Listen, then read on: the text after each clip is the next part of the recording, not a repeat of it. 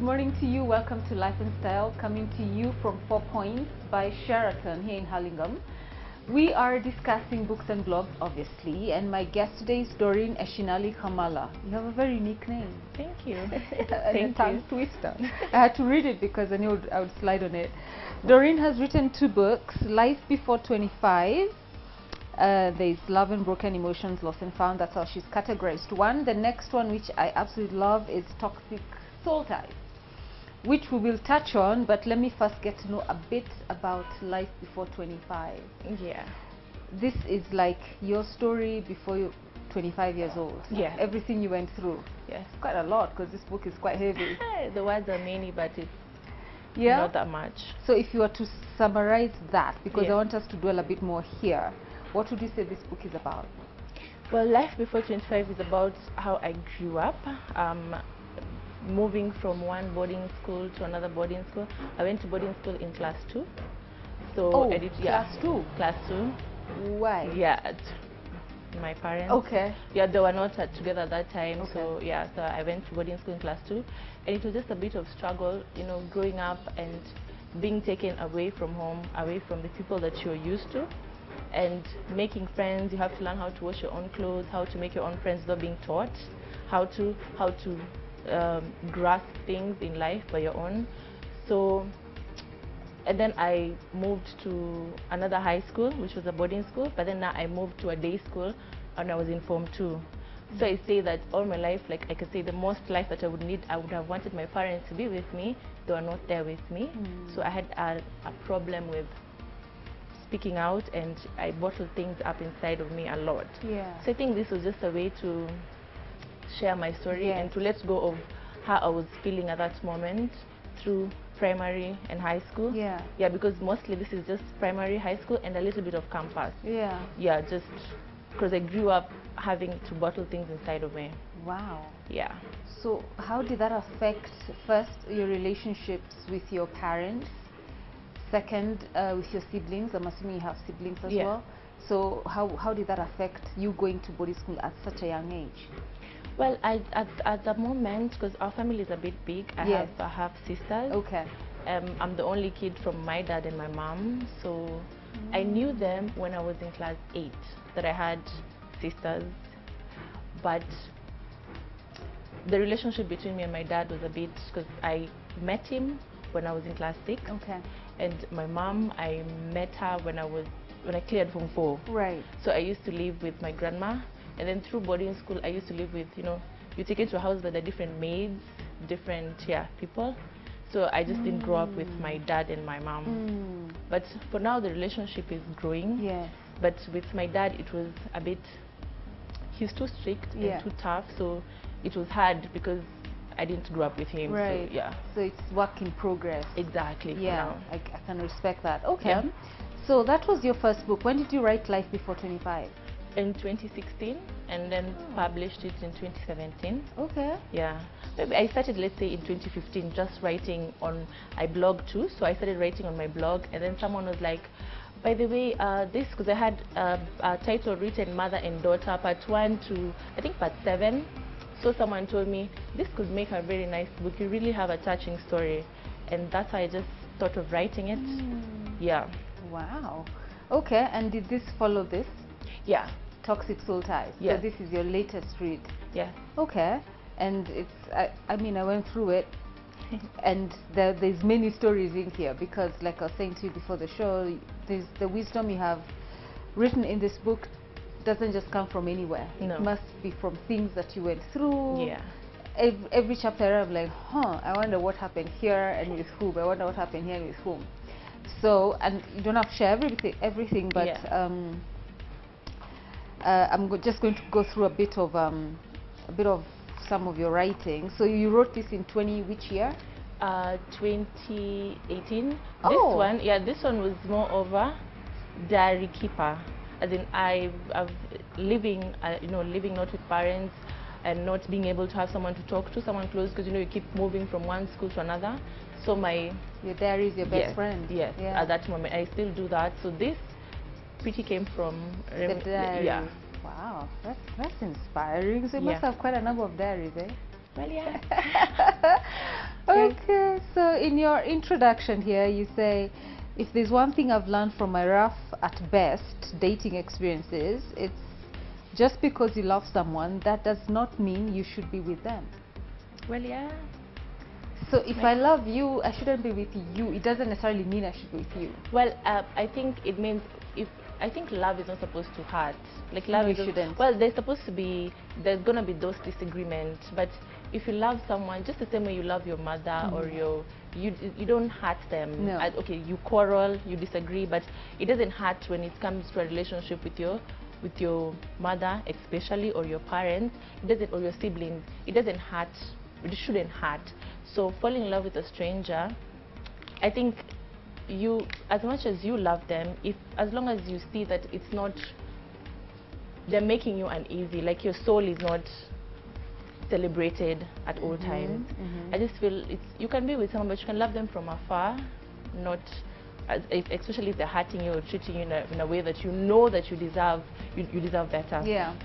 What does loving someone from afar mean? What does that look like? It means that you have to remember there's love for yourself too. As in, you know, as in this world you come in alone and you die alone. So because this thing called love can make you get connected in a very positive or negative way. So it's up to you to choose, because I feel like love is loving someone else. You forget yourself and you tend to give so much to someone, and remember, this is a stranger, you know, this is just someone you knew, you want to make a life to be with. But you have to remember that you have to love yourself.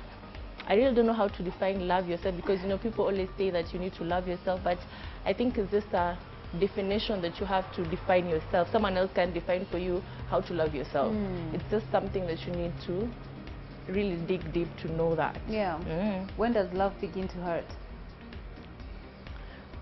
I think well, from my experience, it's just when you see that someone they've changed. You know, there's that day when, well, they can change and get back to how they were before, but as long as you just feel like you're not happy, like if you start thinking that I deserve better, I'm not supposed to be in this relationship, and if you feel like you're holding on too tight, you know, and you're just not happy, because I think that's when it starts to hurt, because you're holding on to something that you clearly know that it's not, you don't deserve it. And you know, in our minds we just keep holding on, hoping that there's just gonna be the change will come. And it's hard. It's both for men. I'm not just speaking. Well, this book was my own experience. So when like men bite, they're like, how come you just wrote about him, you know, him hurting you, him doing this? I'm like, it's my experience. Even men go through toxic relationships, because you never know, but this is just my experience. It's your story. Okay. So you give us reminders at the end of every chapter, more or less, and your first reminder is you're only as troubled as the relationship you're in. I found that very deep. Break it down for us. I think you know, as much as, like I said, as much as you get into a relationship, you just, I feel like even in the Bible, or rather God, just according to my thoughts, that God would not help you if you don't help yourself. Like you can't ask him for help and still be a victim. Like you can't say, God, I want success, I want to do stuff, I want to become a president, but you're not following that path. You're not trying to meet the people that are supposed to get you there. So I feel like if you get into a relationship, you shouldn't forget your path. Like you shouldn't forget, you just do everything for this person, because love, as I know that love sometimes fades. As the only people who pull through are people who have really understood themselves or understood their partners, because we hear divorces all the time. You know, some of our parents have not stayed in a marriage for, you know, for as long as we expect. But you just have to know who you are and know how to get to that, you know, draw a boundary, because you can't forget, you know, yourself. Well, as much as I went through this, I got into another relationship. I was going to ask that, like, how many relationships have formed this book? No, this is particularly just one. One? This is just one. Wow. Just one that made me feel some, like maybe changed my view about relationship and love. Yeah. How long was this relationship, if you don't mind me asking? 3 years. Ah, okay. Well, I can't say it's that long, but like I told you before we started the interview, that a toxic relationship doesn't mean that you have to have gone through it 7 years, or it can be 3 months. Yeah. You know, as it's how you hurt. Yeah. It's the scars that have been put. It's how much you can tolerate. Exactly, and it's the, sometimes word can just be a toxic thing, because if someone throws word at you, as much as they say that they don't stick on you, I feel like words It's a seed. Yeah. It gets planted in you. Exactly. Yeah. So it doesn't matter if it's 3 months or 7 years. Yeah. It's a toxic relationship. Is a toxic relationship. Wow. So, that's a good question I just asked there. So 3 years give birth to this book. Yeah. And in as much as this book is about healing, and you ended up discovering yourself, because I don't believe anything we get into is a waste. It's No, not no, wasted. No. You've learned, you've put it in a book. Someone else picking this book is going to read and learn and try to avoid the same pitfalls. Yeah. But I want to believe in that real relationship there were also some good, beautiful things. Of course, yes. That's for sure. Yes. Yeah. And those are the things that kept you thinking and hoping that it's not bad. No. It's not bad. Exactly. It's okay. It's changing. But then, by the time you decide, you know what, I'm done. What had happened for you to say enough? Because most times we give chances to relationships. We give, as we should. We're humans. We give. It's not one fight just doesn't make it. No, you it know. doesn't. So what is this one thing, and is it in this book that happened that you said, wait a minute? Okay. Enough. Well, when you read the book, at the end, I wrote it like we didn't give up, like we. Well, reality is I did give up on it because I couldn't handle it. But in the book, I wrote that like we went ahead and like we got married. But I wrote it according to how I saw it, how I wanted it to be. Sometimes the reason why I felt like I've just had it was things got pretty bad, because there's an emotional toxic, there's physical, there's mentally, spiritual, and I just felt like all those had been touched. There was no one that had been left out. It was emotional, it was mental, it was physical, sometimes sexual, you know, all that had been touched.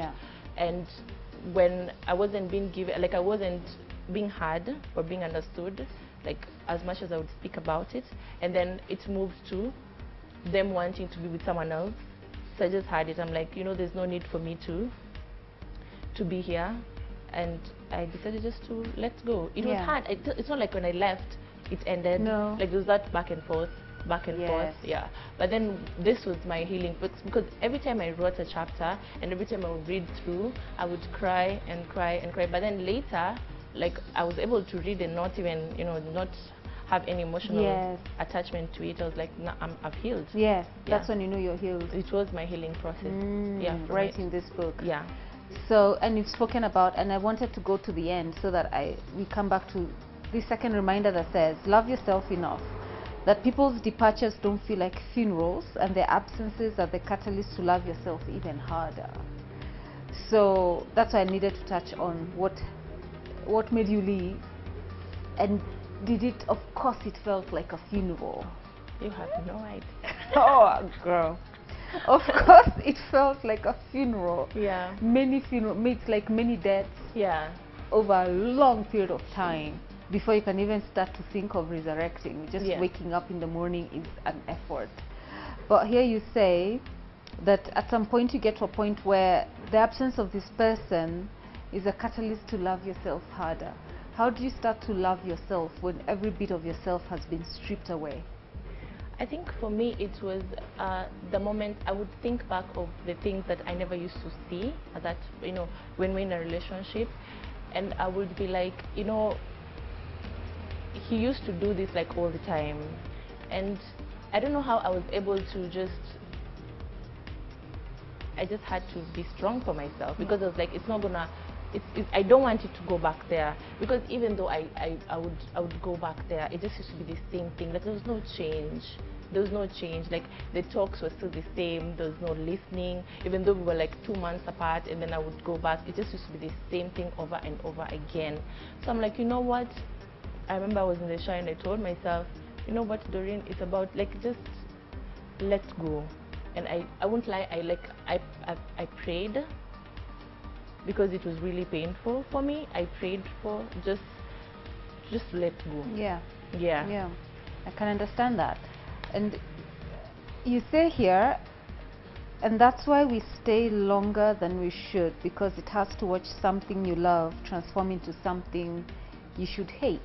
And we sit and wait for it to return to its original state in denial, as we ignore the fact that what we see was always there and what is now will always be. You're too deep. What have you said there? I know you just way too deep. It's just the way I was telling you. Sometimes in a relationship, you find yourself, going back. And that's how I found myself. Like, we broke up, but I was still, like, there's that call that comes in. Hey, can I see you? Yeah. Yeah, can I see you? I'm sorry. I never meant to do that. Yeah. So you're like, you know what? Okay, fine. Let me just go for this drink, or let me just go for this lunch. But then later, when something happened between the two of you, and then there's that part of, I didn't ask you to come. Like, I didn't ask you to do that. You're the one who wanted to do that. So it just goes back to the same. So it gets to a point that you start hating the person. Not really, hate doesn't come fast, but it does, because sometimes when love completely just fades, you feel it's not really hate. It's just a different. Like, sometimes if you've dated someone back then, and then you look at them and be like, why was I even here? What was I thinking? Yeah. It does happen. So it's not like hate, but it's just like resentment. Like, now you see clearly the picture about this person, like his eyes even. You start seeing the things that you're not seeing. Basically, your eyes are open. Exactly. It's like the third eye is somewhere just open. Yes. Yeah, even his smile, as much as it was before, you're just like just smile. Healing so is such a process, I tell you. Okay, I see. Why do you think, and I know you've said it in your story, but I also know through your story you've met others maybe who've also been through the same. You find that when you're going through something and you get delivered from it, you discover other people that, wait a minute, they're actually where I was, and your story starts to make sense. Have you gone through that? Well, yeah, I have gone through that, because mostly I sell my books on Facebook, mostly. Okay, yes. Cause in a book club. Yes. And I get nice reviews. Like, someone will post it back and say, this is so relating, like, I went through this. It's hard I can say it's hard for women to speak about it. Yes, even men. Okay, yeah, true. Yeah. Yeah, it's hard for someone to speak about how much they're being hurt in a relationship, especially when there's that view of, your friends know that your relationship is a part, like, relationship goals. So you want to believe that. So sometimes it's, as much as you go through it, or even men, it's just hard to let go. But people, like, when I meet people and I sell my books, they'll be like, you have really done, like, this book is really touching. Yeah. It's really a good read. Yeah. And I appreciate that. They can identify. Yeah. Oh, that must be liberating for you. Yeah. So at what point did you decide, okay, no more going back? That it's over, but like you said, the drink here. The words. Like, he just used to, like, the words just, as much as they say, you can't be in a relationship which is physical and then you leave. But then if this person still follows you with words, I feel like words, as much as people don't pay attention, words really are hurtful. Words are a big dagger in your, they stick. It's a seed that plants and grows. So as much as I left, and as much as I will try to be there and be like, I want to make this work, the words, it just wasn't adding up. He just used to speak too much. Yeah.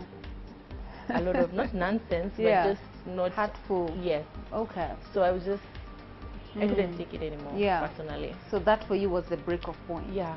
I get it. What is your perception of relationships now? I feel like now relationship has been taken to another different level, because now people get into a relationship for different reasons. Mm-hmm.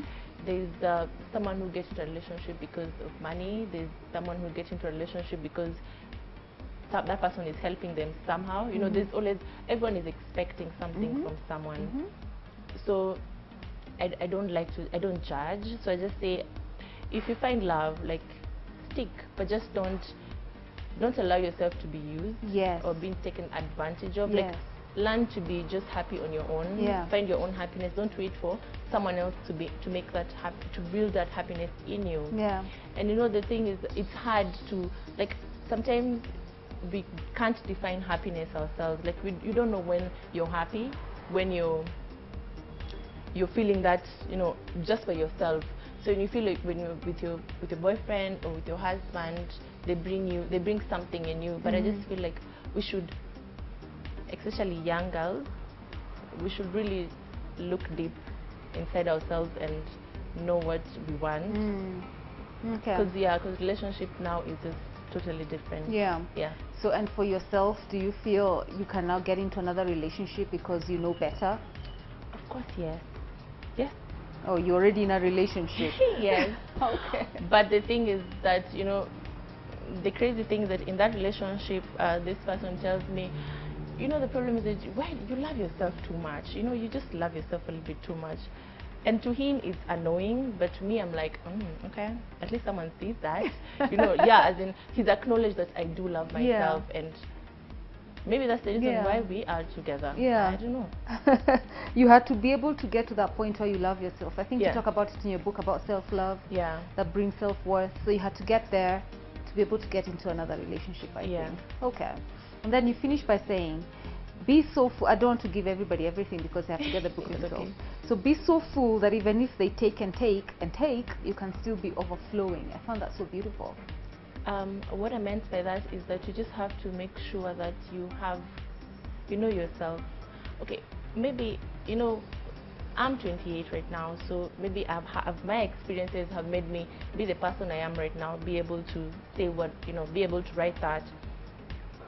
But you just have to make sure that when you're getting into this relationship, you don't forget about, especially your family. You know, you don't forget about, because when you get into a relationship, they make you move away from, especially if it's a toxic one. I can say that they make you move away from the people that you love. Yep. You just have to stand up. Like, you have to know why you're getting into this relationship.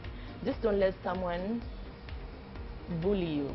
Let me just use that. You know, because there are people who just bully because they know, where is she gonna go? Yeah. You know, she's just gonna be here. They've already separated you from everybody else. Exactly. So they know where are you gonna go? Like, you're just gonna, as much as I say whatever I want to say, you're gonna be here. You just need to stand up and just let this person respect you. Yes. Yeah, that's what I meant by being full. Yes. There's respect, there's confidence, self-esteem. You just have to show this person that, you know, as much as we've been together for 7 years, as much as we've been together for 3 months, you know what, you're not the only man, and I can be on my own. Like, I'm okay alone. yeah, still. I'm okay. Yeah, I can get someone else. You know, sometimes you get to a relationship and then people tell you, you know, you can never get someone, you know, who's gonna be there. Yeah.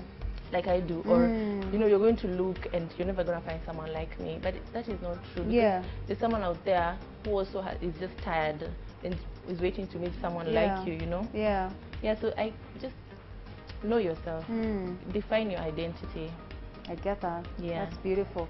So how can people find this book? Well, for now, well, my name on Facebook is just Doreen Eshinali Hamala. Okay. Yeah, so for now I sell through Facebook. Okay. Through Instagram. So they inbox you. Yeah. And DM you. So slide in those DMs. Yeah, that's how I get the, Yeah. And I deliver. Okay. Yeah. Very nice. And your last word of advice to girls who may still be in toxic relationships now, wameshindwa kutoka? Just listen to your pain, you know. Listen to the pain, the name, like I wrote in that book, like, listen to the people that the pain calls the names of these people. Just listen to it. You don't have to stay.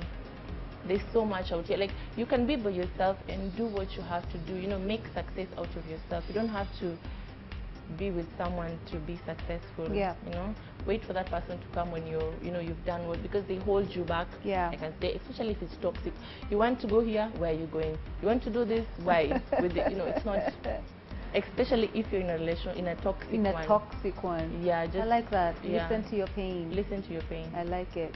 Well, Doreen, thank you for coming to the show today. Thank you. Your story is very inspiring. This book, if you know you're in a relationship, whether it's toxic or healthy, just get this book, because toxic relationships actually get birthed from healthy ones. Exactly. It starts healthy, and then something happens along the way, and then toxicity checks in.